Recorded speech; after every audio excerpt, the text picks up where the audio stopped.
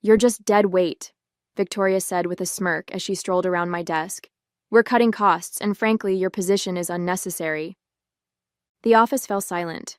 20 co-workers froze over their keyboards, pretending not to watch as our CEO publicly dismantled my 3 years at Montgomery Pharmaceuticals.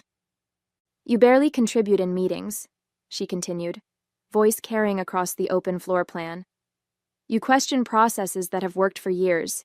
Your reports are consistently late. None of that was true, but I maintained my composure, hands folded calmly in my lap. You have until the end of the day to clear out your desk. HR has your paperwork. Victoria's heels clicked triumphantly as she walked away, not bothering to lower her voice as she added, Some people just don't understand what it takes to succeed in this industry. I smiled and responded simply, Fine, fire me. Victoria paused mid-stride, clearly disappointed by my calm acceptance. She'd expected tears or pleading, not quiet dignity.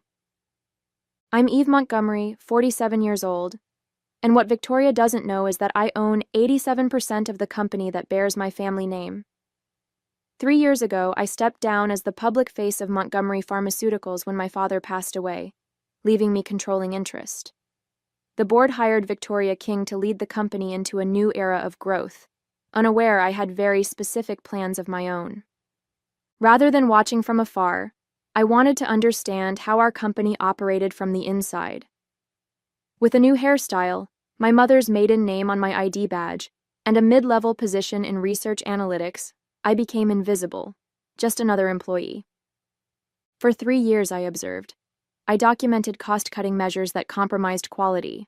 I witnessed talented colleagues leave after being belittled by Victoria and her inner circle. I saw our once collaborative culture transform into a toxic environment of fear and favoritism. I had planned to remain undercover for another 6 months, but Victoria's public humiliation accelerated my timeline. The shareholders' meeting tomorrow would now serve a different purpose than the quarterly update Victoria was expecting. As I packed my desk, I noticed Alan from legal watching me with a concerned expression. Alan had worked for Montgomery since before I was born, and was one of 3 people who knew my true identity. Everything all right? He asked quietly, glancing toward Victoria's office. It will be, I assured him. His brow furrowed as he leaned closer. She's making bigger moves than you know. The termination list for tomorrow's meeting. He hesitated. It's extensive. Entire departments. I felt my shoulders tense.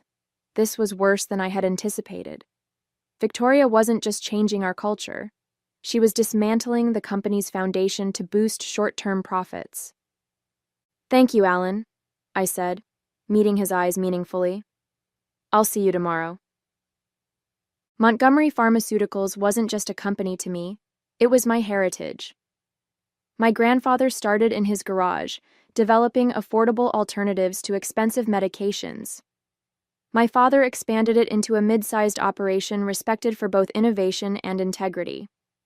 We never became pharmaceutical giants like our competitors, but that was intentional. Our mission had always been about balance, profitable enough to drive research, ethical enough to put patients before profits. When my father died unexpectedly from a heart attack, I was working in our Seattle research division. The board, nervous about maintaining investor confidence, wanted to quickly name a new CEO. Though I had the experience and the controlling interest, I suggested we look externally for someone who could bring fresh energy. Victoria King came with impeccable credentials, MBA from Stanford, successful leadership positions at 2 major healthcare companies, and an impressive record of increasing profitability. Her interview was flawless. She spoke eloquently about maintaining our core values while pursuing strategic growth. The board was smitten. I was cautiously optimistic. My decision to work anonymously within the company was unorthodox but necessary. I needed unfiltered truth, not the polished reports that reached executive levels. I created a new identity as Eve Daniels, leveraging my background in pharmaceutical research to secure a position analyzing efficiency in our development pipeline. The first year under Victoria showed promising results. Profits increased by 18%, and we expanded into 2 new therapeutic areas. From my position, however, I noticed concerning trends. Research budgets were quietly being reduced. Long-time employees were being replaced with contractors. Quality control measures were streamlined to the point of risk. In meetings, Victoria presented herself as a visionary leader. She had charisma, intelligence, and an uncanny ability to make difficult decisions sound necessary and forward-thinking. She spoke about strategic realignment and operational efficiency, while systematically undermining everything that made Montgomery special. I tried addressing concerns through proper channels. As Eve Daniels, I submitted reports highlighting potential quality issues. I spoke up in departmental meetings. I proposed alternative approaches that wouldn't compromise our standards. Victoria consistently dismissed these efforts, eventually labeling me a negative influence in my performance review. Initially, I respected Victoria's ambition and drive, believing she genuinely wanted to make Montgomery better, just with a different approach than our families. But watching her operate day-to-day revealed her true priorities: short-term profits, personal advancement, and control. The day before my termination, I overheard Victoria speaking to our CFO in the break room. "Once we streamline these departments and move production offshore, we'll be perfectly positioned for the Axiom merger," she said. "My bonus will be astronomical." Merger? This was the first I'd heard of any merger plans that would require board and shareholder approval, plans that would require my approval. The morning after my termination, I arrived at my apartment's lobby to find Diane from Human Resources waiting for me. Her anxious expression suggested this wasn't a friendly visit. "Ms. Daniels," she began nervously, "I have your separation agreement." She handed me a thick envelope. "Ms. King asked me to personally ensure you understand the confidentiality clauses." I glanced through the document, noting the extensive non-disparagement sections and the pitiful severance offer: 2 weeks' pay in exchange for signing away my right to discuss anything about Montgomery. "There's also this," Diane added, passing me another form. "It's a notification that your company-subsidized apartment must be vacated within 30 days. I had forgotten that my building was one of Montgomery's employee housing investments. Victoria was apparently leaving nothing to chance. "Thank you, Diane," I said, taking both documents. "I'll review these carefully." She shifted uncomfortably. "There's something else you should know. It's not official yet, but—" She lowered her voice. "Victoria is planning to outsource the entire research division to India. Over 100 people will lose their jobs after the quarterly meeting." The research division was Montgomery's heart, dedicated scientists who had developed life-changing medications. Many had been with us for decades. "Why are you telling me this?" I asked. "Because it's wrong," she answered simply. "Your reports were right about the quality concerns. 2 of our trial medications failed last-stage testing because of the shortcuts she implemented. She buried those results and fired the team leads." This was worse than I had imagined. Victoria wasn't just changing company culture. She was jeopardizing patient safety and our scientific integrity. "Thank you for your honesty," I said. "I appreciate the risk you're taking." After Diane left, I sat in my lobby, processing this new information. My experiment in anonymity had shown me exactly what I needed to see. But at what cost? How many careers had been damaged? How many patients put at risk? My phone buzzed with a message from Alan. Meeting moved up to 10 a.m. Victoria presenting new strategy to board and key shareholders. Merger announcement expected. She had accelerated the timeline, likely hoping to push through her agenda before any opposition could organize. I checked my watch. It was 8:30 a.m. I had 90 minutes to prepare. In my home office, I pulled up the contingency plan I'd been developing over the past year. It detailed a complete restructuring of leadership, reinvestment in our core values, and protection for the employees who made Montgomery what it was. I had hoped not to need it, but Victoria had forced my hand. As I dressed for the meeting, selecting the tailored suit I hadn't worn in 3 years, I felt a complex mix of emotions. Disappointment that Victoria had betrayed the company's trust. anger at the callous way she treated dedicated employees, guilt that my experiment had allowed her to cause so much damage. My phone buzzed again, Alan with an update. Victoria's assistant accidentally sent me tomorrow's press release draft. They're announcing the closure of the Seattle facility. 230 jobs eliminated. My grandfather had started in Seattle. My father had expanded the facility, creating hundreds of well-paying jobs in a community that desperately needed them. This wasn't just business anymore. This was personal. Victoria hadn't just attacked the company. She had attacked my family's legacy. I tucked my tablet into my briefcase, my resolve hardening. It was time to step out of the shadows. Montgomery Pharmaceuticals occupied the top 5 floors of a sleek building in downtown Chicago. I entered through the main lobby, nodding to security guards who didn't recognize me in my executive attire. Instead of taking the general elevator to the analytics department on the 3rd floor, I swiped a keycard I hadn't used in 3 years and entered the executive elevator. The boardroom was on the top floor, a spacious area with floor-to-ceiling windows overlooking Lake Michigan. As I approached, I could hear Victoria's confident voice through the partially open door. Unprecedented opportunity for growth.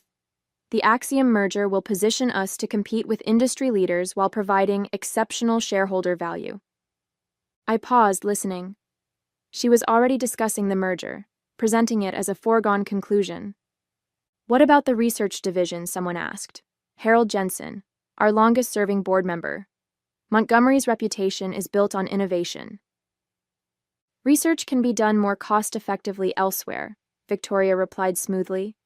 We're trimming unnecessary expenses to maximize our appeal to Axiom. Speaking of which, I've prepared a comprehensive restructuring plan. It was time. I pushed the door open and entered.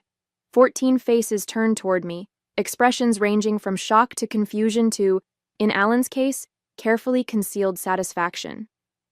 Victoria recovered quickly. I'm sorry, this is a private meeting. Security will escort you out.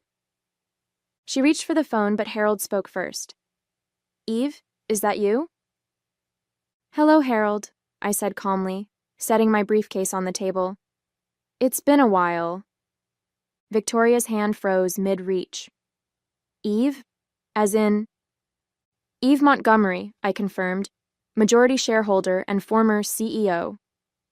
The blood drained from Victoria's face. But you're Eve Daniels from Analytics. A necessary measure to understand the company's operations firsthand, I explained, addressing the room rather than just her. And what I've learned has been illuminating. This is highly irregular, Victoria stammered, trying to regain control. Ms. Montgomery, while we appreciate your interest, this meeting is for current leadership to present our strategic vision. A vision that includes dismantling our Seattle facility, outsourcing research, and merging with Axiom Pharmaceuticals, I interrupted, all without board approval or shareholder vote. The room fell silent. Several board members exchanged concerned glances. These are preliminary discussions, Victoria insisted. Nothing has been decided. I withdrew a document from my briefcase. Then why does this press release, scheduled for tomorrow, announce these changes as finalized decisions?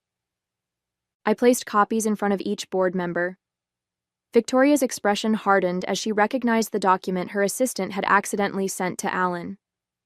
This is a misunderstanding, she said, her voice tight. A draft created to explore potential scenarios. Perhaps we should discuss your termination of Eve Daniels as well, I suggested. And the pattern of removing employees who raise legitimate concerns about quality and safety? Victoria's eyes narrowed. You were underperforming. The documentation is clear. So clear that you felt the need to publicly humiliate me in front of the entire department? To immediately revoke my housing? To offer 2 weeks severance for 3 years of service? The board members were watching this exchange with growing discomfort. Victoria sensed her position weakening. I understand you're upset, she said, adopting a conciliatory tone.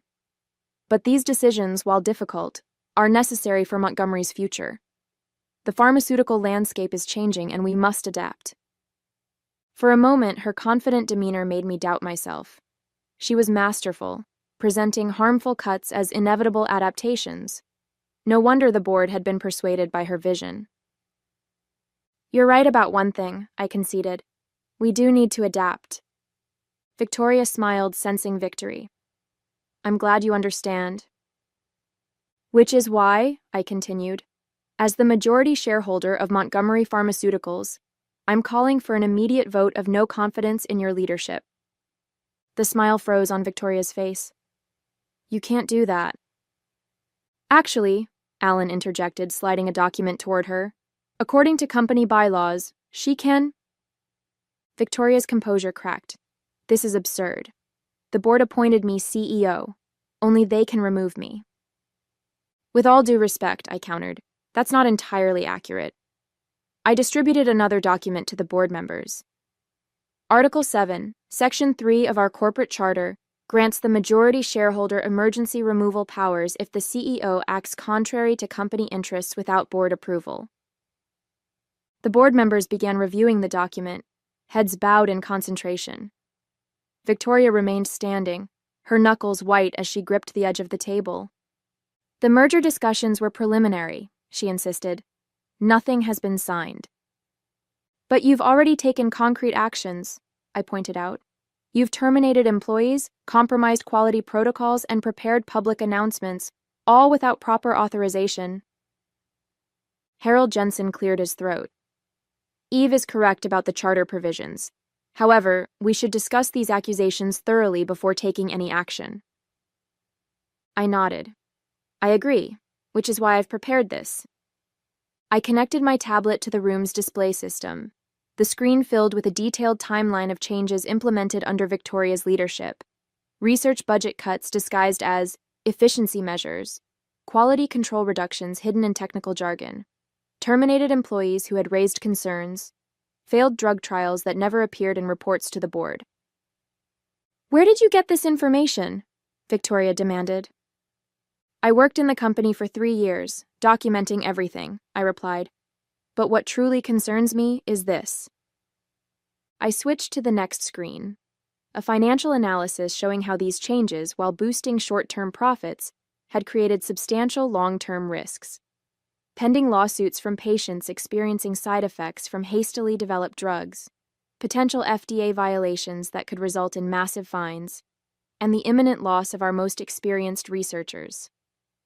The board members looked increasingly troubled.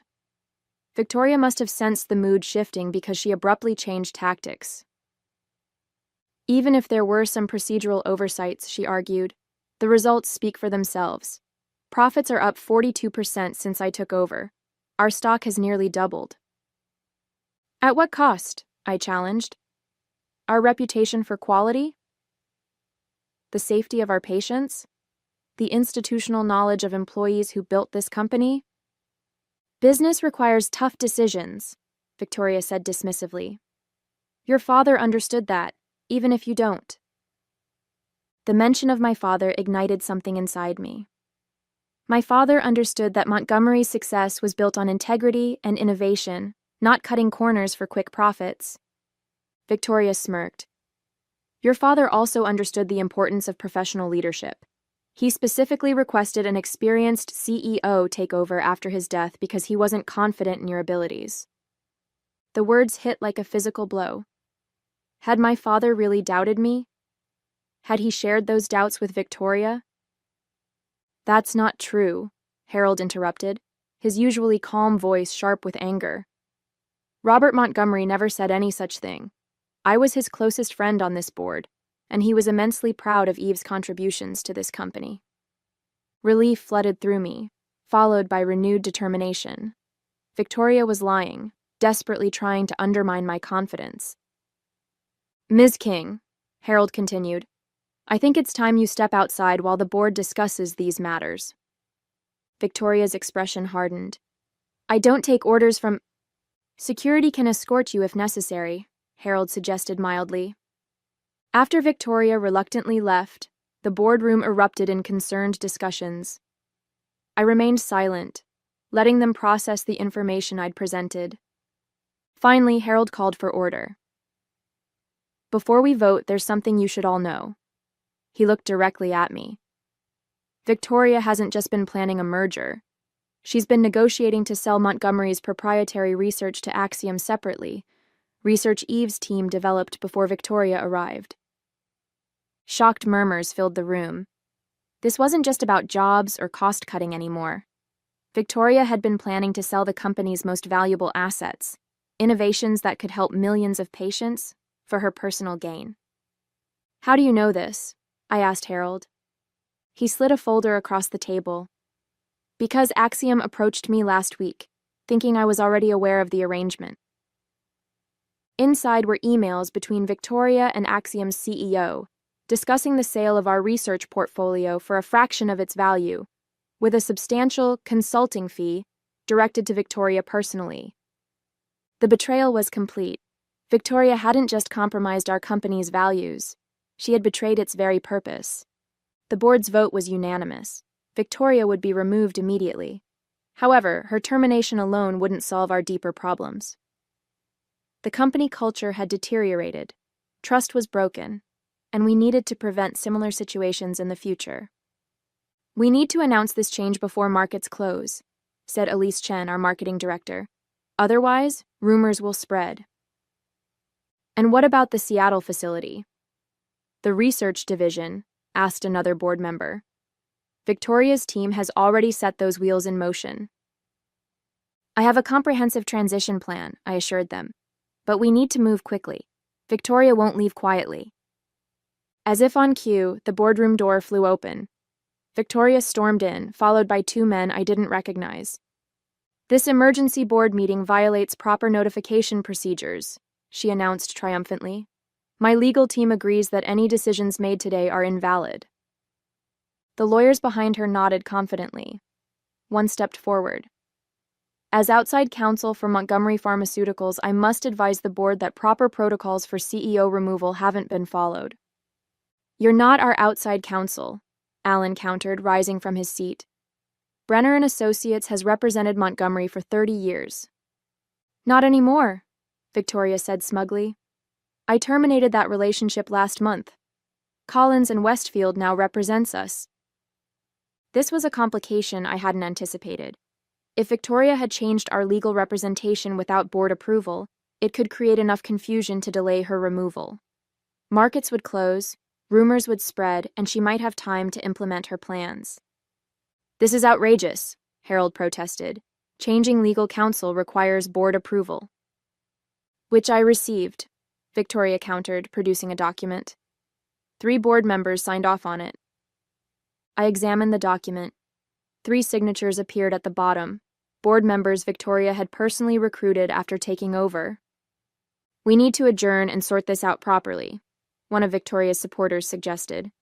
"These hasty decisions could expose us to liability." Doubt crept into the room. Board members exchanged uncertain glances. I needed to act decisively. "Before we continue, I'd like to introduce someone." I pressed the intercom button. "Please send in our guest." The door opened again, and an older gentleman in an impeccable suit entered. "Hello, everyone. I apologize for the interruption." Victoria's face drained of color. "Jerome Collins. What are you doing here?" Collins, the founding partner of her supposedly new law firm, nodded politely toward Victoria before addressing the board. "I'm here at Ms. Montgomery's request to clarify a situation. Collins and Westfield has never been retained by Montgomery Pharmaceuticals. The document claiming otherwise appears to use a forged signature from my office." The room fell silent. Victoria's lawyers exchanged alarmed glances.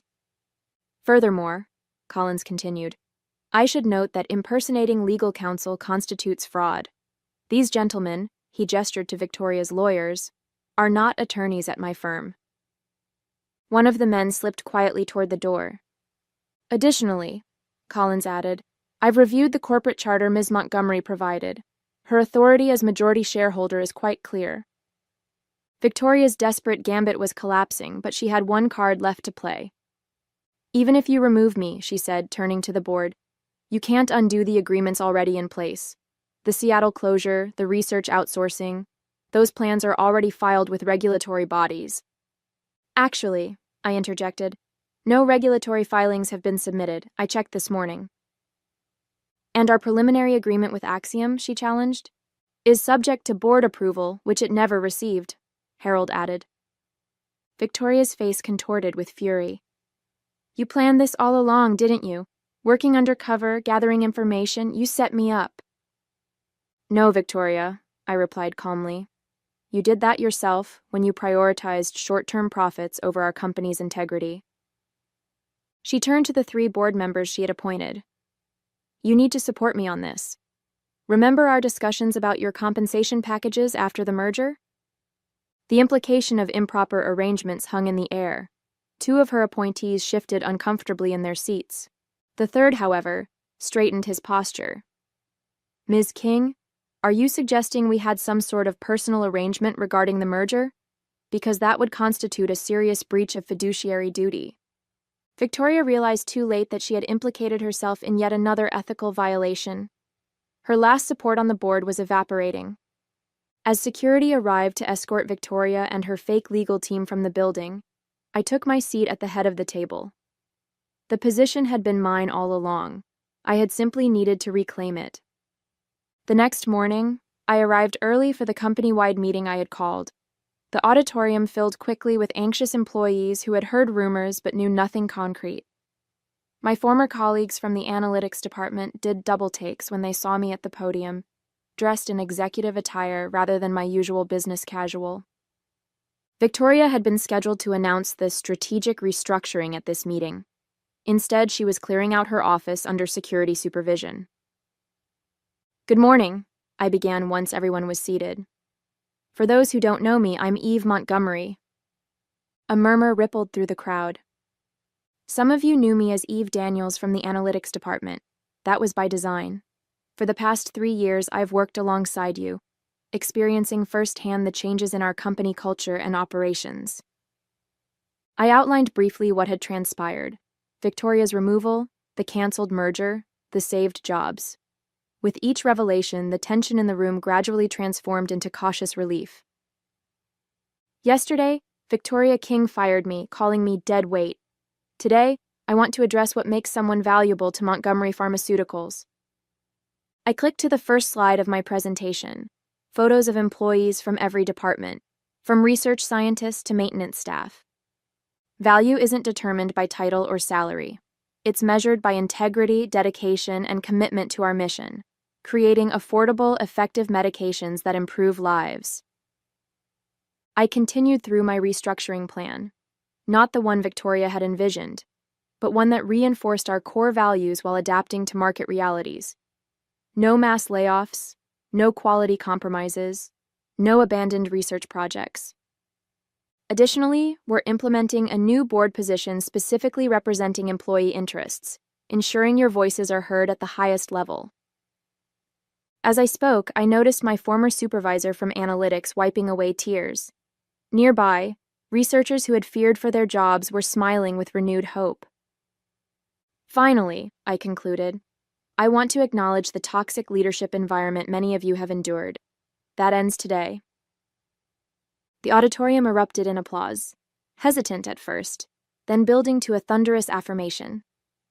After the meeting, Victoria stood in the lobby, security guards flanking her as she waited for her car. She'd been permitted to collect personal belongings, but nothing else. No files, no company data, no proprietary information. I approached her, maintaining a professional distance. You won't succeed, she said, bitterness evident in her voice. The market is changing. Your father's approach is outdated. Montgomery will be obsolete within 5 years. Perhaps, I acknowledged, but will be obsolete with our integrity intact. Victoria laughed coldly. Integrity doesn't pay shareholders. Actually, sustainable growth based on quality products and ethical practices pays shareholders quite well, I countered. It just requires patience and vision beyond quarterly reports. Her car arrived, but before leaving, she turned back. You know, I almost feel sorry for you. You could have learned something from me. I did learn from you, Victoria, I replied. I learned exactly how I don't want to lead. She departed without another word, her defeat complete. The company she had tried to dismantle would now thrive without her, strengthened by the very values she had tried to eliminate. Back in my office, my father's old office, which Victoria had redecorated in cold modern minimalism, I found Alan waiting with a bottle of champagne. "Congratulations," he said, pouring 2 glasses. "Your father would be proud." "I hope so," I replied, accepting the glass. "There's still so much to fix." Alan smiled. "But now you have an entire company eager to help you do it." He was right. The real work was just beginning, but for the first time in years, Montgomery Pharmaceuticals was united by a common purpose again. On my desk sat a framed photo of my father that Victoria had removed. Next to it, I placed a new one, a candid shot from the company picnic last summer, showing me with my analytics team, laughing and unaware of the camera. Both images represented parts of my identity: Montgomery the legacy and Eve the colleague. Together, they would guide the company forward. "To new beginnings," I toasted. "And to the best kind of revenge," Alan added. "Success on your own terms."